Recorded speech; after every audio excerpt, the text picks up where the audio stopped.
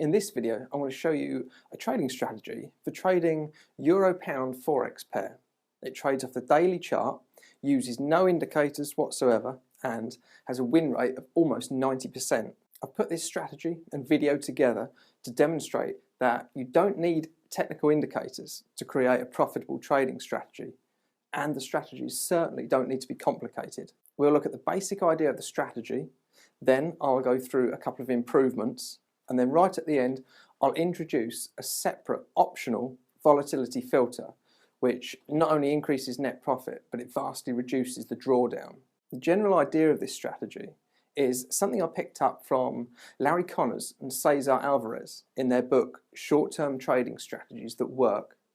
However, I modified the exit and I introduced an exit that I often use, which I actually picked up from Larry Williams. Let's first talk about how to get in the trades, and we use the whiteboard. The exit is ever so simple and it doesn't take much explaining. We're going to be looking at the highest and the lowest X bar closes. Now, X bar is something that we're going to be looking at testing, and I'm going to be calling the look back in this strategy. I've already mentioned we're looking at a daily chart of Euro-Pound Forex pair. Set your charts to Eastern Standard Time so that the daily bar is drawn from around 1700 Eastern Standard Time through till 1659 or around 1700, the 24-hour period the next day. I said X bar closes. What that means is we're looking at the highest or the lowest closing price. So we're not interested in the highs and the lows of the bar. We're interested in just the closing price. So assume the X bar in this scenario is going to be 5. So it's going to be 5 bars or 5 days. Now, if we're going to use the highest 5-day close, then we're looking at the previous 5 bars, so 1, 2, 3, 4, 5, and looking at, is this close the highest over those past 5 bars? And in this case, yes it is. So if it's the highest close of the last 5 bars, then we want to actually short the highs. And the opposite is for long trades. We're looking at the closing prices and is the current bar the lowest close over the last 5 closes. Now, like I said, we're going to be testing that X bar, or what I'm going to be calling the look back, because while 5 might actually work, there's probably a better look back length to use. So let's go over to the computer and we'll look at the basic strategy, and then we'll start to run through the improvements and add that final volatility filter. I'm going to run through 6 different optimizations, 6 different workspaces, and I'm going to try and move as quickly as possible. But don't worry if you've missed anything or haven't quite picked anything up. What I've actually done is put this together in a free PDF, so you can download that and study it as you will. I'll link that probably in the description down below. This is the first workspace then, and we're looking at Euro-Pound 1440 minute or daily bars. This is data from Oanda, and at the moment we're looking at data from 2008 through till the end of 2018. And what that does is, if we make any modifications, once this strategy is looking pretty good, and make any modifications, I actually have another 2 years or over 2 years worth of data that's more recent than the end of 2018. So that just allows me to do a quick check to see if performance has continued with whatever modifications we might have made, and see if it's continued to work on some unseen or out of sample data. This first chart or workspace shows a look back of 7 bars. So we're looking at the highest close and the lowest close over the last 7 bars. Now, I've introduced a 300 pip stop loss, and that's literally, it's just not a guess, it's from experience that that's going to be about right to start with, but we will test the stop loss later to see if there is a better one to use. Currently, the strategy we're looking at is a stop and reverse type strategy. So if we get into a long trade, the only way we're going to get out of a long trade is if we get stopped out at a 300 pip stop loss, or we get an entry to go short. So you can see the vast majority of these are just stop and reverse. So we're in a long trade. The exit to the long trade is an entry to the short, and then we're in buy again, short, buy, etc. We have got our 300 pip stop loss. So let's have a look at the equity curve. And so it's an average looking equity curve. It's certainly making money, going in the right direction, but there are some horrible periods. So we need to try and improve on that. Let's look at the total trade analysis. We've got 291 trades. The percent profitable is 66%. Here's our 300 pip stop loss, but this is our stop and reverse type strategy. We're not going to use this stop and reverse type strategy anymore in this study. What we're actually going to use is a first profitable close type strategy. So what that means is if we enter a long trade, then we look at the prices at every closing day or every closing bar, and if we're in profit, then we just exit, we take our profit and run. So I'll switch that on now because I've programmed that into my code, so I can easily switch that on. You see I've got a look back of 7 here, and if I put an input of 1, that gives us our first profitable close exit. So now we can see we've got many more trades, and you can see this is the example here, we've gone short, and the minute we've closed in profit, we take the exit. So let's see what the performance report looks like now. We've got far more trades. Accuracy has jumped right up to almost 82%, so that's good. Our average trade has gone down. That's because we're in the trade for less time, so less time to catch a big move. And we've still got our 300 pip stop loss. Let's have a look at the equity curve. And the equity curve is pretty similar. We've got a bad period through these early years, 2008, 9, bit of 10, but we are actually on the way up for the rest of the time, right till the end of this data set.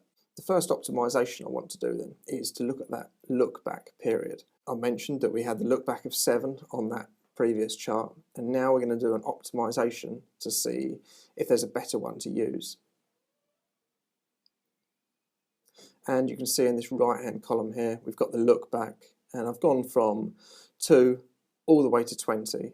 Looking at the net profit over on the left here and looking at the average trade value, I can see that the best choice is probably using a look back of 8 bars. We've got a net profit of 35,000, and percent profitable is only, I say only, it's 83%. The idea of this whole strategy is to get quite a high accuracy or a high win rate. So looking a little bit further down the results, although that's 35,000, as we come down, we've got some reasonable net profits around here. This one's 23,000. It's a lot less, but I'm actually going to choose to use this one just because the percent profitable has jumped up to almost 88% using a 14-day look back. But it's really nice to see that really anything from 7 through to 20 is pretty usable. But we're going to go for 14. And let's look at the equity curve. Again, we've still got a bad period around here. It's going up and still making new highs. We already know that the accuracy has gone up. The accuracy is 87% now. Average trade, I'd like to see a little bit higher than £68 at the moment. 340 trades and still got our 300 pip stop loss. But is that 300 pip stop loss the best? So next thing I want to do is actually look at the stop loss, and from an optimization we can see in this column from 10 pips all the way to 500 pips, and looking down the net profit, looking down the average trade, quite quickly we can see a nice sort of central stable area, and the highest is using 250 pips. So now we're going to actually drop that 300 pip to 250, and we can see that here in the performance report is our largest losing trade, is our stop loss 250 pips. Accuracy is still similar, average trade is now £88, which is good. The equity curve does actually look slightly better to me as well, so that's very good as well. We could stay there, we could leave it like that. However, I talked about that volatility filter, and that's the next thing that we're going to introduce. When I was doing the tests and looking at the equity curves, I noticed that there were some periods where we saw quite a few losses in a row, and coming from first-hand experience, about a year ago, in March, April time in 2020, the markets got wildly volatile, and that often causes strategies to go a bit haywire and get stopped out quite often. Some strategies do really well, others do really poorly. So I decided to try and introduce a volatility filter that basically stops trading during those wild periods to see how that would work in terms of performance, net profit and drawdown. And I'm pleased to say it worked quite well. The way I've done it is I've used average true range, and I've used the standard 14 period average true range, and I'm looking at the level. That tells us the volatility of the markets, the size of the daily bars, or the average over the last 14 daily bars. And I've incorporated into my code that only trade if the value of the average true range is below a certain threshold. So if it goes above a certain threshold, it goes really wild and it says just stay out the market, don't trade. I know I said at the start of the video that this is a strategy that doesn't include indicators, and you can see it doesn't include indicators. You might regard average true range as an indicator, but really it's just a value. So you might argue that I am now including indicators, but it's an optional filter, okay? So let's have a look on the chart what the average true range looks like. So on the bottom of this chart, we can see I've got the average true range, and it's a 14 period, 14 day average true range. Now I'm going to zoom out of the chart and I'm going to show you where I got the idea for this particular strategy. I noticed that there was 3 main periods in this chart, and this is during 2016. I would guess that was probably around Brexit time, during the financial crisis back down in 2008, and another one around 2010. So looking with, if I put a line on the chart,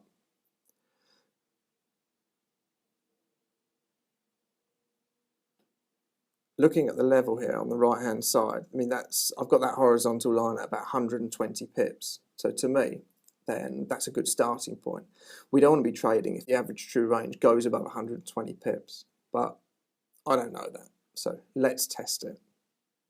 And you can see I've done an optimization of I've called it ATR filter, that's what I've called the input, and I've gone from 0 through to 250 pips.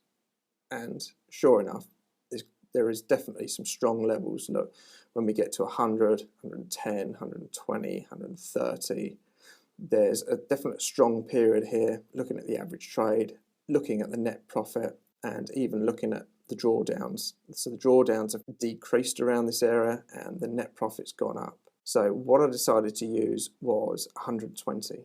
So let's see how that looks. The equity curve looks better, doesn't it? This early period here looks a lot better, and we're still making nice new highs. The net profit has now gone up from 32,000 to 37,000 pounds, and the max strategy drawdown is down to just under 7,000. In fact, let's just quickly go back to the other without using that filter, and we can see the strategy drawdown, look, 10,000. So using that ATR filter dropped it by a good 30%. Here's our net profit, almost 32, and using the filter went up to 37,000. So I would say it's well worth using. If we look at the total trade analysis, we can see now percent profitable is almost 89%, and we've still got our 250 pip stop loss. The next thing to do is look at that out of sample or unseen data, the data from 2019 through till March 2021, which is when I'm filming this. But first of all, if you're enjoying this video and you find it useful, please hit the thumbs up button and give the video a like. And of course, if you haven't already, please subscribe to the channel. So now we can see our last bar is the 19th of March 2021. So we're including over 2 years worth of unseen data. And if we look at our total trade analysis, still got that 250 pip stop, average trade £97, percent profitable is dropped a little bit. So look at the equity curve. So we're still making new highs, which is great.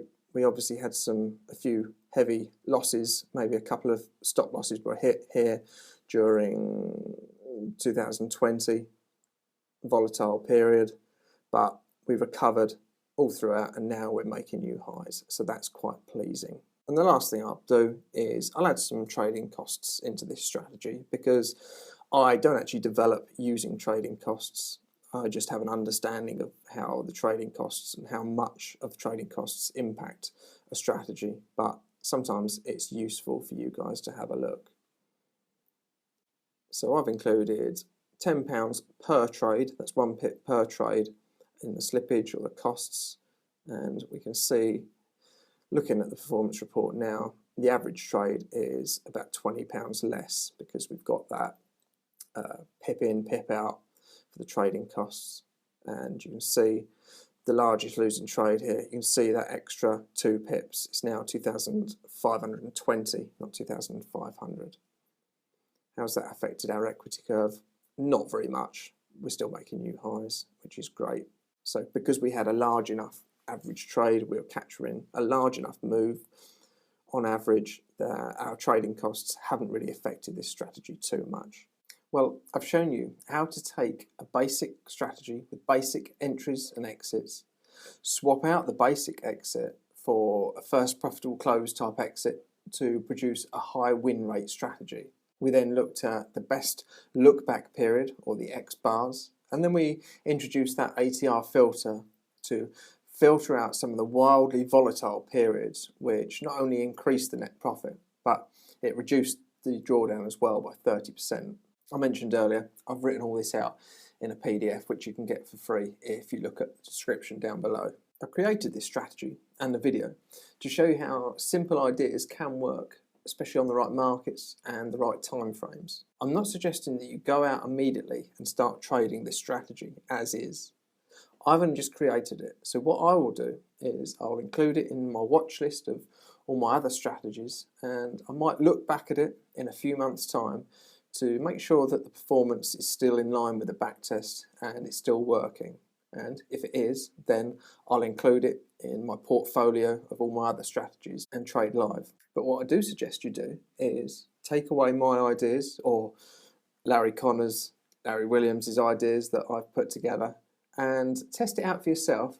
Try it on different time frames and on different markets. Use just the basic ideas that I've shown you, and I'm sure you'll come up with something decent that's worth trading. But that's all for this video. I hope you've enjoyed it and I hope you've learned something from it. Until the next one, this is Jared Goodwin, and thank you.